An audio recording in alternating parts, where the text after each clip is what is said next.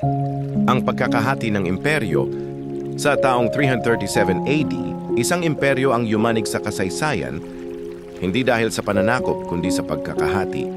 Si Constantine the Great, ang emperador na nagyakap sa Kristyanismo ay pumanaw. Iniwan niya hindi lang korona, kundi isang tanong, sino ang magpapatuloy sa kanyang pamana?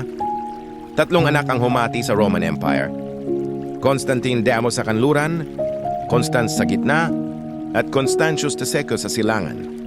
Isang imperyo, tatlong puso, tatlong ambisyon. Ngunit ang kapangyarihan ay hindi kailanman pantay. Mula sa Mesopotamia hanggang Illyria, digmaan ang naging wika ng magkakapatid. Ang imperyo ay naging larangan ng intriga, pagtataksil at dugo. Ang pagkakahati ng Roman Empire ay simula ng dulo, isang paalala na kahit ang pinakamalakas, kapag nahati ay maaaring mabuwag. 337 AD ang simula ng pagbagsak. Ang kapangyarihan kapag pinaghati, hatian ay nagiging apoy na sumusunog sa sarili. Maraming salamat sa panunood.